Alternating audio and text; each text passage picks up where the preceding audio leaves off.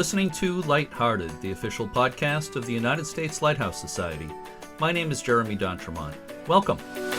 My co-host today is Cindy Johnson, Operations Manager for Friends of Portsmouth Harbor Lighthouses. Hi, Cindy. Hi, Jeremy. This is episode 88 of Lighthearted, scheduled for November 9th, 2020. On November 9th, 1921, the 155-foot American submarine N4 accidentally rammed a breakwater at Goat Island in Newport, Rhode Island, causing damage to the foundation of the keeper's house at Newport Harbor Light Station. The light was automated, and the keeper's house was demolished in the following year, and Charles Schoeneman retired after 39 years as keeper. On this date in 1620, the Pilgrims aboard the Mayflower first sighted land on Cape Cod. And on this date in 1914, the Austrian-American actress Hedy Lamarr was born. Not only was she a major movie star, but she was also an inventor. She helped develop a radio signal that couldn't be tracked or jammed for radio-controlled torpedoes. She once said, quote, "Experts always know everything but the fine points. When I took my citizenship exams, no one there knew how the White House came to be called the White House," unquote. Yeah, so how did the White House come to be called the White House? Well, Jeremy, it was first called the White House by President Teddy Roosevelt in 1901. Before that, it was known by several names, including the Executive Mansion and the President's House. Because most states had executive mansions, Roosevelt felt that the name White House would distinguish it as the home of the president. Wow, you know a lot about the White House. Yeah, it's not like anyone gave me a script to read or anything. Well, I'm impressed. So in today's episode of Lighthearted, we're going to have two segments. First, we're going to southeastern Massachusetts to talk about Neds Point Lighthouse. Then we're going to look at something very interesting that happened in Washington State a couple of months ago. It's a story I think people will enjoy. But first, Cindy, please help me tell our listeners about Neds Point Lighthouse.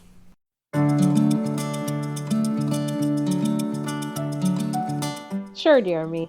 The town of Mattapoisett is located a few miles east of New Bedford in southeastern Massachusetts. With a large harbor on Buzzards Bay, Mattapoisett developed as a center for shipbuilding, whaling, and coastal trade. With the support of the Massachusetts congressman and former president John Quincy Adams playing a vital role, Congress appropriated $5,000 on March 3, 1837, for a lighthouse at Neds Point at the north side of the entrance to Mattapoisett's harbor. The lighthouse was first lighted in March 1838. The conical lighthouse, built of stone from a nearby beach, originally had a birdcage-style lantern holding a system of lamps and parabolic reflectors that exhibited a fixed white light 41 feet above the sea. An unusual architectural touch in the tower is the cantilevered granite stairway with 32 steps embedded in the inner wall without the use of mortar. After 17 years as keeper of nearby Bird Island Light, Toby Robinson became keeper at Neds Point in 1912. His granddaughter, Hildegard Saunders, later remembered pushing her doll carriage along the shore at Neds Point and popping corn on the furnace in the keeper's house. She told the New Bedford Standard Times, quote, "I remember my grandfather sitting in a high back rocking chair watching over the water. I used to sit by him," unquote. The keeper's house was removed from Neds Point in 1923. The house was loaded on a barge and floated across Buzzards Bay to Wings Neck Light in Bourne. The last keeper at Neds Point, Russell Eastman, made the trip in his house. It's said that he cooked his breakfast on the way across the bay. The Coast Guard decommissioned the lighthouse in 1952. In 1958, the site, except the tower itself, was sold to the town of Mattapoisett. The lighthouse became the centerpiece of a beautiful park that was developed at Neds Point. The light became active again with a new acrylic optic in 1961. In 1993, the local Coast Guard Auxiliary Flotilla adopted the lighthouse. Over the years, the Coast Guard Auxiliary members who cared for the lighthouse noticed lead paint, a rusting lantern gallery, and bullet holes in the lantern glass. 4 auxiliarists founded the Friends of Neds Point Lighthouse this year as a way to raise funds to restore the lighthouse to its original state. The group is raising the funds to remove lead paint from the tower's interior and to repaint the interior and the lantern gallery deck, along with other restoration work. Sal Gilia and Bill Cody are 2 of the auxiliarists who started Friends of Neds Point Lighthouse, and I spoke with them in late September. Let's listen to that conversation now. I am speaking this afternoon with Bill Cody and Sal Gilia of the Coast Guard Auxiliary and the Friends of Neds Point Lighthouse in Mattapoisett, Massachusetts. Thank you so much, Bill and Sal, for being with me today. I appreciate it. Thanks for having us. Thank you. Neds Point is a lighthouse I've certainly been familiar with for a long time. I've been there many times over the years. I'd like to just start a little bit by talking about how the two of you got involved with the lighthouse. I guess I'm up because Sal's looking at me. Okay, Yes. this is Bill, so you can go ahead. I'm Bill Cody, yes. Several years ago, the people that were involved in the original adoption of this lighthouse, which was the first to be adopted by a Coast Guard Auxiliary in the United States, they retired from the Coast Guard Auxiliary. Were looking for somebody to take over. I had never been to the lighthouse, had no knowledge of what was going on, so I asked what was to be involved. They told me, and I said, well, I'll have to think about it. And about 10 minutes later, I said, okay, I'll do it. So they gave me the keys, and I promptly went down, opened the door, and fell in love with this place. It's quite a thing, having tours, taking care of it, preserving it. We quickly put a team together. Several other people that have been helping, Bert and Betty Thoreau, were still available.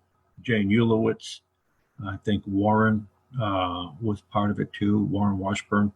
But anyways, we put together a little team, and we started having tours, and my goal was to get the public more involved, get them there as often as possible.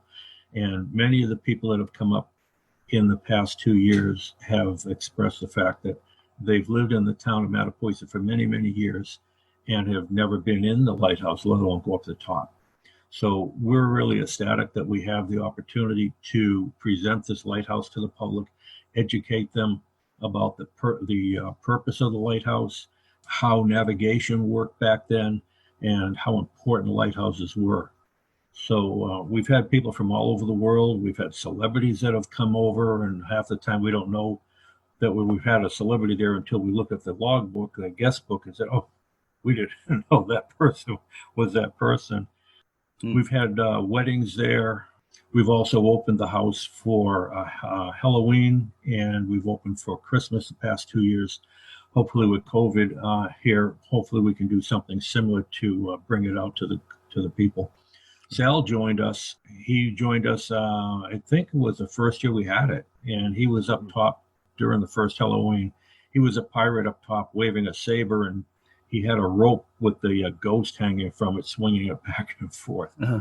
It was really fun to see the people come, have a good time, and learn about the lighthouse, and especially the significance to the history of the area, which goes back to the trading, whaling. They built a lot of ships in Mattapoisett, so it was a very important harbor. Sure. That's how I got involved. Sal, do you want to say a little bit more about Sure. how you personally got involved?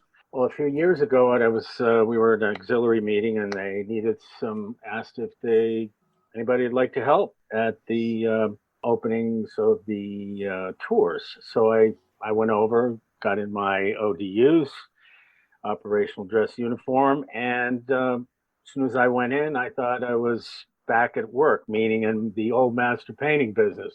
Meaning we used to visit churches, were our museums.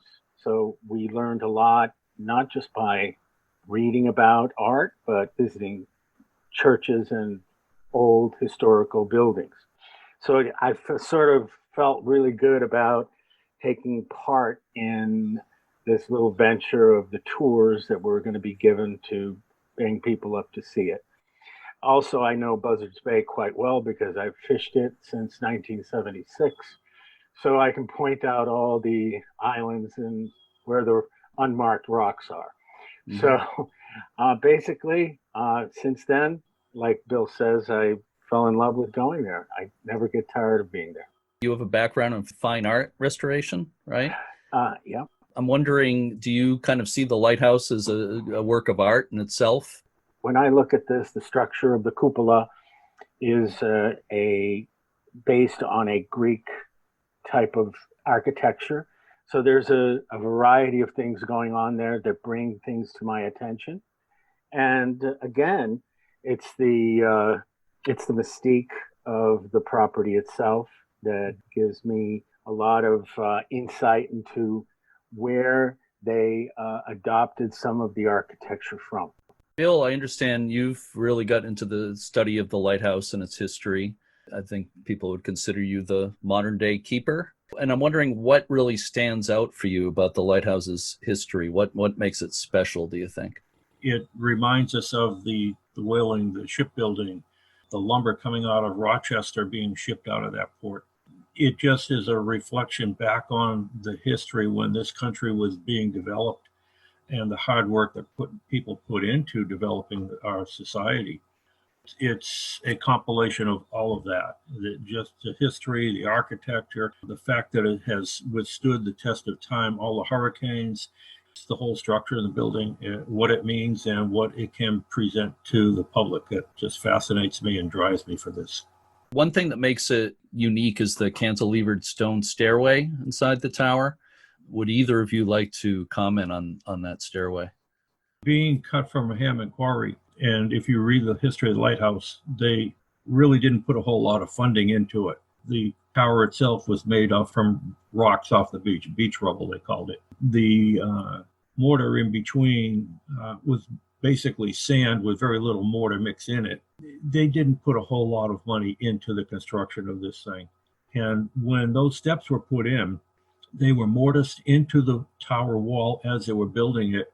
And on the far point, the center point, they just touched each other. So there's no support in between the wall and the end point. The steps are pivoting on each other on the end point, and then they're mortised into the wall. They're rough cut. Some of them are higher than others. Some are maybe 3/4 of an inch sometimes, but for the most part, they're uneven. They're not finished. They're not polished. Kind of unique because I don't know. I haven't seen any other lighthouse that has granite cantilevered steps in it. I have to say that the staircase is very, very mystical part of the experience of Neds Point, because you're going up into, you don't know where you're ending up, and you end up on a staircase and you have to crawl through the hole and then through another hole. So the whole experience is very mystical, and the architecture is part of that mystique. You have opened, I know the lighthouse has been open to the public in the past. There's been open houses under the auxiliary in the past, or I think for a while, was it Thursdays? Am I remembering that right? That's about right. Bert and Betty had reduced it to 1 day a week. As I said, they were getting up there in their years, and that's what they could do. Yeah. When we took it back in, I think it was May of 2 years ago, we decided that we would do as much as we could, sometimes as much as 3 times a week we're open. We're open 2 weekdays and on Saturday. We changed that to 2 weekdays and the first Saturday of the month last year. And then this year with the COVID-19, we're further restricted. Last year, we were told to stand down by the Coast Guard because of a lead issue that was detected, and mostly all the lighthouses were tested, and apparently a lot of them show lead existing there. So we had to change that. We have not had any open tours. We've had people that have come up and got married at the lighthouse, but unfortunately we can't get them up top at this time. Right. Do you plan to, if things go as we all hope they go by next season, do you plan to resume open houses next year? Absolutely. We're looking forward to it. First issue, obviously, is to rectify the situation with the lead. The lead's got to come out. Mm-hmm. As one of our directors, Joe DeWicki, said, we got to get the lead out. Yeah. So it's become our motto. We're working on that. So once COVID-19 goes away and we can do tours again and the lead issue is resolved, we'll go right back to as many days a week that we can. The one issue that we have is that we need 2 auxiliaries to do a tour, one at the bottom and one at the top in the lamp room. And that's for safety reasons, so that at all times visitors are under supervision of a Coast Guard auxiliarist. Is there lead contamination in the soil? Is that the problem? No, it's in the building, in the paint. As a lot of old buildings have the paints from back in the 40s and early 50s, lead paint was pretty popular.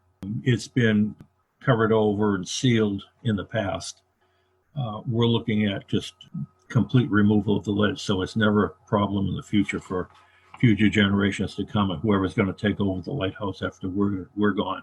You've touched on this already, but why did you decide to start the Friends of Neds Point Lighthouse?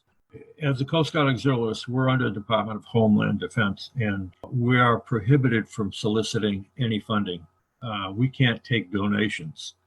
We were trying to find a way to get donations or get people to come in and do work. There's bullet holes in the glass up top. There's pieces they're not integral pieces of the lighthouse, the lamp room itself, but there's pieces that are missing. But anyway, we want to replicate those. So the question is, how do we get funding if we can't raise funds? So I looked at a few other lighthouses, and people were telling me that, hey, there's Friends of Nobska Lighthouse, there's Friends of this lighthouse, Friends of that. We figured, okay, so we're going to form a separate organization that's not linked to the Coast Guard Auxiliary. And its sole purpose is to raise funds for contractors and for suppliers to come in.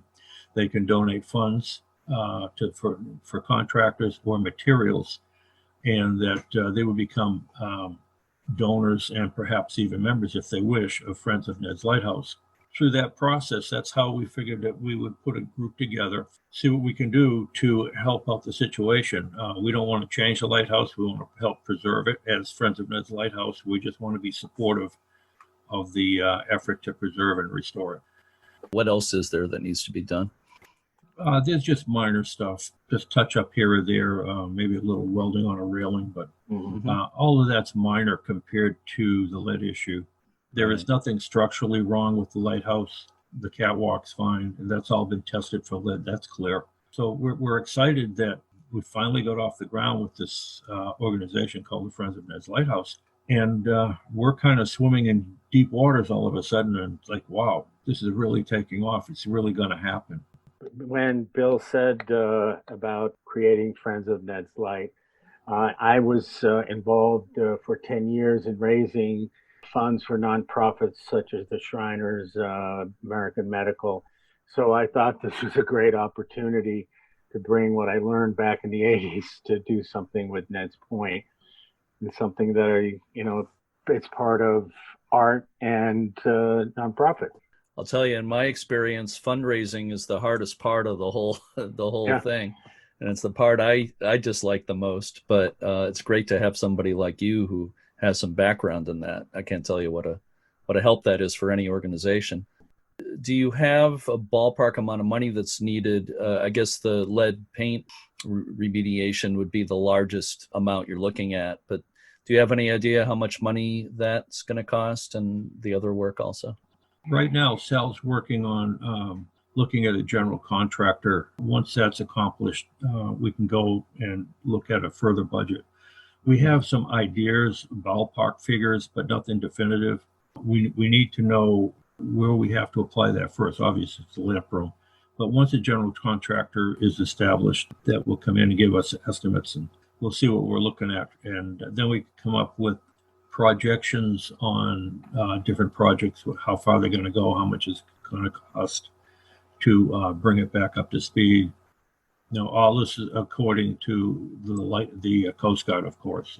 It's their house. We're maintaining it and keeping it for them. So, we hope that this is a win-win for them too, because we want to see it preserved, and we don't want to see anything happen bad to it. So right now, with the paint deteriorating on the outside of the lighthouse, it's subject to wind and sand, and we don't want it to eat away between the rocks that form the structure of the tower itself. So that's of primary importance too. That won't stop us from tours and events, but it needs to be done to help preserve this structure so that no damage occurs to it. Personally, I've been familiar with Neds Point Light for a very long time, going back to, probably more than 25 years. I think it was possibly even the 80s when I first visited it. I've known for a long time that the lighthouse and park mean a lot to people of that area. I wonder if either of you or both of you would like to comment on what the lighthouse really means to Mattapoisett and to that whole area there. Well, I been living in Marion quite a long time, and I live about 5 minutes from the lighthouse. And a lot of people go down there for a variety of reasons. It's sort of like a sanctuary or a place to have a picnic, or there are so many different reasons. People have yoga classes there. So it's almost like its own entity, a place where so much comes to fruition for people and what the reasons why they go there. It's lighthouses are often almost like centerpieces for towns, certainly the waterfront areas of towns. Well, like so many lighthouses are unattainable because they're out in the water. This being attached to the land, people can actually go up to it, touch it. They have a good time in the park, like Sal said. It's something real and tangible to them. Mm-hmm. It's a landmark. A lot of them don't know the exact history of it, but it's there. It's a Mattapoisett landmark, and it's significant to them. Sure. And I know that when that light's not on, we get a call. So people do pay attention, and they love that lighthouse. Besides the open houses that hopefully you'll be able to start up again next year, do you have plans for events involving the lighthouse? Well, we wanted to do, obviously, 4th of July is a big thing. We have been just decorating the lighthouse for the 4th of July. This year, we would hope to do a little bit more. There's several car clubs in the area. I know that one time last year, there was a Jeep club that came down. Gosh, they had to have been over 70 Jeeps that came in, and they parked there, and they had a blast, and they're all talking about their own Jeeps. If we could do something like that for 4th of July, perhaps even get the school band down there for something. Again, it's all for the people. We want to just present this thing in the best possible light so that everybody can enjoy it. We'll go back to doing our holiday celebrations there, and perhaps, like I said before, we did a couple of weddings already. They were fantastic. They were very successful. We even did an anniversary there for one couple. Surprised the heck out of her husband. He had no idea that his wife was doing it. Joe DeWicki, one of the board of directors on Friends of Neds Lighthouse, and he's a member of Flotilla Auxiliary 6-5 out of Fairhaven. He's a justice of the peace, and he had married a couple there 10 years prior to that, so it'd be 12 years ago. And it was his first wedding ceremony. And of course, the lighthouse wasn't open. And this lady I was talking to, she got married at the same year in front of the lighthouse, not by Joe, but the lighthouse wasn't open. So Joe and I do tours together too. And I said, Joe, why don't we open the lighthouse so they can have their anniversary here? And she said, well, it's going to have to be a surprise for him. So we did. He was thrilled, and she wrote us a nice big thank you letter. And this is the kind of thing that we want to do with it. More openings, more people involved, get the public aware, let them enjoy it, have a good time. And we have a height restriction for children going up the stairs and out on the lamp room. They have to be 10 years old or older to go outside onto the catwalk, and they have to be 48 inches tall to climb the steps and the ladder. But we have had people 80 years old up there. They get through that little square door to get up onto the catwalk, and they love it. And they're up there, and they hand us their cameras, and would you take a picture of us? It's just so much fun. People enjoy it. That's what we want to do. Open it up as often as possible, and do a lot of safe, fun things, and let people enjoy this place. Sal, did you want to add anything to that? Yeah, being at the top most of the time, people are amazed of the history of Elizabeth Islands, what went on in Cuttyhunk for many years, and the reefs and the lifeguard stations and the entire Buzzards Bay area. To people that come up can actually get a bird's eye view, an airplane view of the entire area on a beautiful day. So there's just so much to offer coming up to the top. That's a really good thing to point out, because Buzzards Bay is so historic, and that lighthouse provides probably one of the best vantage points on it, as you said. So if people are listening to this podcast and they want to help financially or in any other way, but I'm talking about mainly financially, how can people find out more? How can they help you? We have started a website, Friends of Neds Point Lighthouse. It's under construction. That website was pretty much donated to Friends of Neds.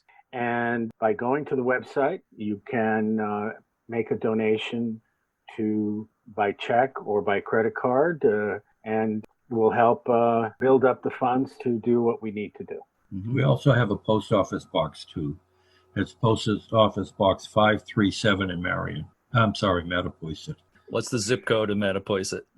02739. So I have one final question for bonus points for both of you. And you can toss a coin to see who goes first. But let me ask both of you, what's your favorite part of being involved with the Lighthouse? Well, my favorite part is, again, the people that come to the United States for 4th of July, that come from Japan and Sweden. The Lighthouse has been a plus for their experience coming to the United States.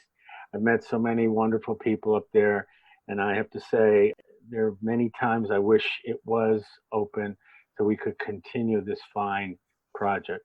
Bill? The opportunity to preserve, restore, and present it to people. Yeah, pretty much what Sal said. You see these people come over, and they're just so eager to see it. They want to get in. They want to walk up those stairs. They want to climb out onto the catwalk, and they want to look around and see what Mattapoisett really looks like. They look at the harbor, look at over towards Woods Hole, and it's just a gorgeous view. And that's my excitement. It's just presentation to the people. That's an answer I hear pretty frequently, that it's the helping to educate the public and meeting people from all over. That's such a highlight when you're doing this work. So Sal Gilia and Bill Cody, I want to thank you so much for spending this time with me today. And I wish you all the luck in the world and congratulate you on the starting of the organization. And you've made a lot of progress already. I look forward to hearing news about restoration and all the things you have going on at the Lighthouse. So thank you guys so much. Thanks, Jeremy, for having us on. Thanks, Jeremy.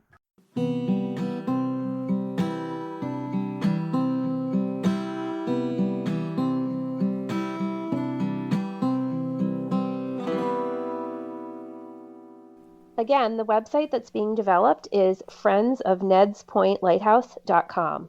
There's also a Facebook page for Neds Point Lighthouse.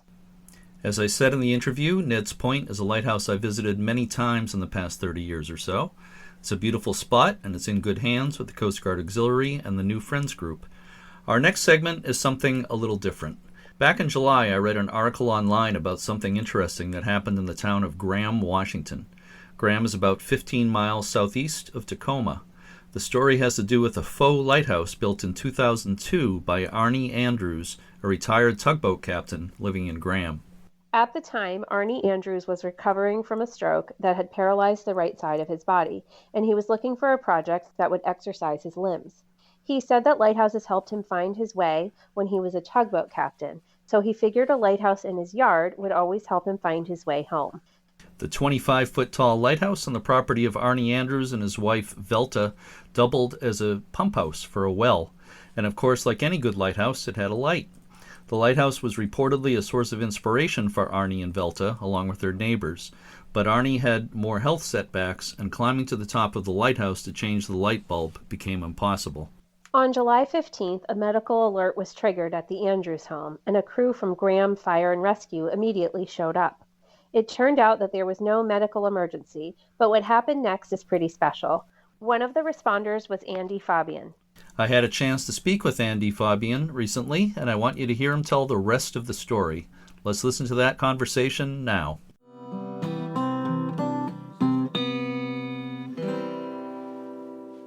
I'm on the phone with Andy Fabian, who is a firefighter in Graham, Washington. Thanks so much for spending some time with me today, Andy. I really appreciate it. Thanks for having me. I understand you're actually a full-time firefighter with the town of Graham, but you have some family history, and your history goes back fairly far with the fire department there. Is that right? Yeah, I started as a volunteer firefighter in 1996, working for my father, who had been the lieutenant at our station number 2 for, I guess he started in the early 80s. He started as a firefighter at Station 2. And in 1996, I was something like 17 years old. And I started as a training apprentice under him at Station 2. And in 2001, I was hired full-time. And I've been a firefighter with Graham full-time for the last 20 years. And I've really enjoyed my job. In fact, I was promoted to lieutenant in 2007. And I guess that means I've been a lieutenant now for going on 13 years. Let me ask you, has Graham been affected by the widespread fires on the West Coast recently? We have been. There were two fairly large fires in our immediate area. One actually occurred in our fire district, and that was one where we had 100+ acres that were affected and 8 dwelling units. It is probably one of the largest incidents that we have had in our history. Well, all of us out here in this part of the country are certainly hoping and praying that everybody on the West Coast starts getting past all that. It's been tough to see for everybody. So good luck, and I hope you don't have anything else to deal with like that. Well, I do too. It, of course, is a big surprise for us. I know that the eastern side of our state is accustomed to having wildland fires because it's a much drier area. But on the coast, the western part of the state, we're not accustomed to having large fires like that. And so when they occur, they are very significant. If we could shift gears a little bit, I'd like to talk about what happened back in July, which really got my attention when I read about it in a couple of news articles. In mid-July, I think it was July 15th to be exact, you got a call to go to the home of Arnie and Velta Andrews because there was a medical alert, signaled some sort of medical emergency. And could you pick up the story there and describe what happened when you arrived at their house? Sure. Like you said, we were dispatched for an automatic medical alarm. And what that is, it's usually a wrist bracelet or a pendant that somebody wears around their neck or wears on their wrist, obviously. And when there's a medical emergency, they can activate that by pressing the button. And I can tell you that it happens, I wouldn't say all the time, but it happens irregularly where someone will accidentally bump that wristlet or they will push the pendant accidentally, and we get called out. And in this case, we were en route to the call, and my firefighter, Tyler Schaff, who rides, we refer to it as backwards, but in my fire engine, it actually faces forward. So I have myself sitting in the officer's seat, and I have a driver, and then I have Tyler behind me. And she says, as we were en route to this address, "Oh, gee, I hope it's not that nice little old couple." And I said, "Oh," because she had worked a shift that I wasn't there. And she said, "Yeah, we went to this couple in that area, I think, relatively recently." She said, "They're the ones with a lighthouse in their yard." And when she said that, I thought it was kind of an odd comment, obviously not having been there before myself. And I'm picturing when she said a lighthouse in their yard, a small 6-foot garden type of wooden lighthouse. And like I say, when she said it, it was so specific. And I just thought it was kind of an odd thing. But I said, well, we'll obviously see when we get there. As we came down the road and turned into the driveway, of course, it became apparent why she had specifically referenced the lighthouse, because here we are looking at a 25-foot high, evidently functioning lighthouse. And a fairly impressive thing to see. Coming up the driveway there. And we pulled into the driveway and we saw Arnie and Velta sitting on the picnic table, and they were drinking lemonade, it looked like. And they turned and looked at us. And of course, I assumed they had been doing yard work that day because the lawn was freshly mowed. And they turned and looked at us coming up the driveway, and they both had a very confused look on their face. And we pulled up and parked and got out and approached them, and they said, "Hey, what's going on?" And I said, "Well, evidently there's a medical alarm here." And both of them just went, "Oh my God, so sorry." And I don't know who had the medical alert device, but they were both very apologetic. And of course, there wasn't a medical need for us there, and they felt real bad. And Velta actually told us, "Stay right there, stay right there." And she ran into the house, and believe it or not, she came out with a box of ice cream to give us because she felt guilty. And of course, I'm struggling. We're not allowed to accept gifts, and we didn't want to be ungracious. And I took the box of ice cream and said, "Okay, well, we'll get out of here." But as we were about to leave and turn around, I felt that it was appropriate, because there was no medical need for us to be there. I felt it was appropriate to ask a question about the elephant in the room, which was this large lighthouse in the yard. And I've found in my years of working there that when appropriate, if you see something unusual, usually people are excited to talk about that, whatever it is. And so I asked Velta, I said, "So tell me about this lighthouse." And of course, she just really lit up, and she turned to Arnie and started telling us the story about how he had been a tugboat operator for many years down on the Tacoma waterfront, and then had retired, and in retirement had suffered a stroke. And in his physical therapy, his attempt to return to normal after the stroke, he had decided to build this lighthouse. And she actually pointed to the barn adjacent to the house and said, well, that's where he started building it, and he built it on its side, and ultimately described to us the process of getting it out of the barn and tipping it upright and having it stand there. And it was really neat to see the enthusiasm that they had for what they had built and how proud they were of it. I heard the story, and then I said to her and Arnie, I said, well, does it function? Does it light up? And she said, oh, yes, well, of course it does. Yes, of course. And then she kind of paused and said, well, yeah, it did. She said it hasn't in a couple of years. She says that, we've kind of gotten to the age where we're not really comfortable climbing up the ladder anymore. But it did light up, a couple of years ago. And I'm standing there and I'm thinking, this is a great story, and this is a really nice couple. And it occurred to me that I have ladders on my rig, and if it was something that I could do in a relatively quick manner without jeopardizing anybody, if they had a light bulb, I could offer to help them change that light bulb by utilizing my crew. And they turned to my crew and made sure that it was something that they were comfortable doing. And so I made that offer to Velta, and of course she lit up again. She ran into the house and grabbed a light bulb. And then Arnie walked us over and kind of gave us a tour of the lighthouse and showed us how he had designed it so that it had a ladder that went up the inside of the lighthouse, and described to us how the light bulb would be installed. And I looked at the ladder and felt that it maybe was a little older, or I wouldn't say rickety, but certainly an old enough ladder that I wasn't 100% sure that I was comfortable putting my crew on it. So we actually took one of our smaller ladders and stabilized the base of the ladder so that we could safely access the interior.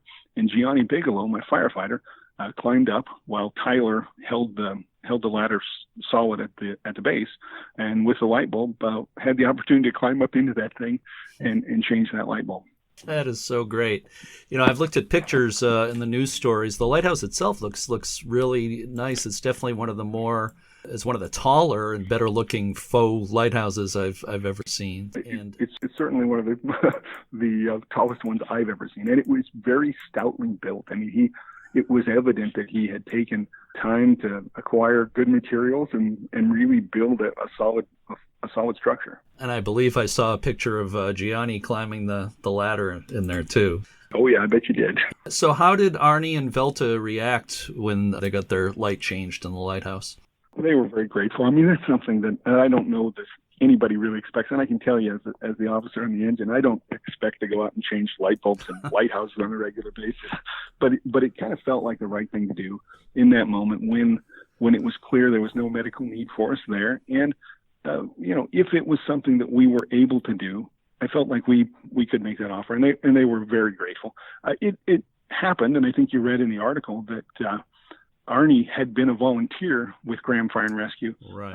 A number of years previous, and I didn't know that. I'd never met Arnie or Velta before, and I wasn't aware that he had been a volunteer firefighter. So it was also kind of a way to pay him back for his years of service by having the fire department, his fire department, change that light bulb in his lighthouse because we had the opportunity to. Oh, absolutely. That is a great tie-in that he was actually a volunteer firefighter himself. So at this point, is the light still burning at night? To my knowledge, it is. We found out, I guess, a shift later that I think it got dark around 9 o'clock, and it has a photoelectric sensor that he had installed on it. And it got dark around 9 o'clock. And they sat out and actually waited for it to come on. And I guess it came on around 9:30 or 9:45 when it finally lit up. And to my knowledge, it is still lit to this day. Are there any plans in place, any sort of schedule or anything, or a plan to keep an eye on it and change it again when it needs it? I don't know that there's anything official. I think it's something that I'm going to kind of keep in the back of my mind. Mm-hmm. And give Velta or Arnie a call one of these days and say, hey, how are things going? Just checking in, sort of thing. And of course, we like to meet people that way than in the official capacity when somebody needs us for a medical need or a fire or something significant. So it's always nice to meet people in a less than official capacity. And I think that will be my intention. It's just to kind of call and check out, Sure. Check in on them. Well, I'm sure they really, really appreciate it. So how is Arnie doing these days? It sounds like he's doing as well as he was last time we were there, which is to say good.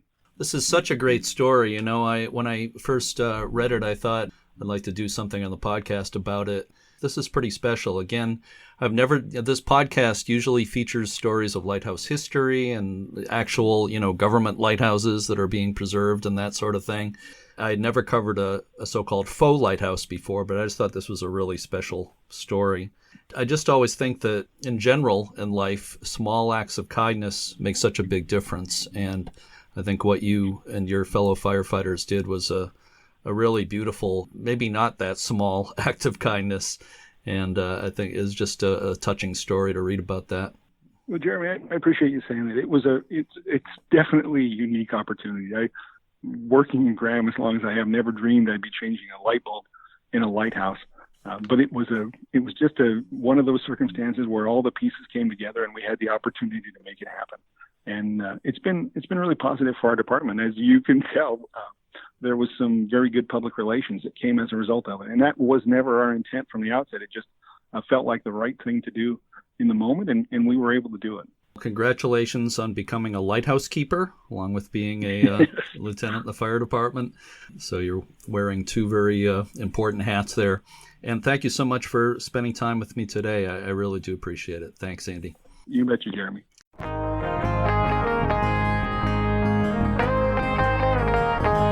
Our thanks to Andy Fabian, Sal Gilia, and Bill Cody for today's interviews. And, of course, thanks as always to the members, staff, and volunteers of the U.S. Lighthouse Society and all its chapters and affiliates. Go to the Society's website at uslhs.org to learn more about the group tours, passport program, research catalog, and everything the USLHS has to offer. Donations and memberships support this podcast and all of the Society's educational activities. Also, membership gets you the Society's quarterly journal, The Keeper's Log, which is full of interesting stories about lighthouse history. Sincere thanks to everyone everywhere who is working to save lighthouses and any kind of history. Your work matters, and we're all on the same team. A shout out to the volunteers and members of the Friends of Portsmouth Harbor Lighthouses and all the chapters of the American Lighthouse Foundation. And another shout out to members of the Friends of New England Lighthouses Facebook group. And of course, thank you, Cindy, for being a great co-host. As always, thanks for listening, and keep a good light. Let it shine, all in my house. I'm gonna let it shine, let it shine, let it shine.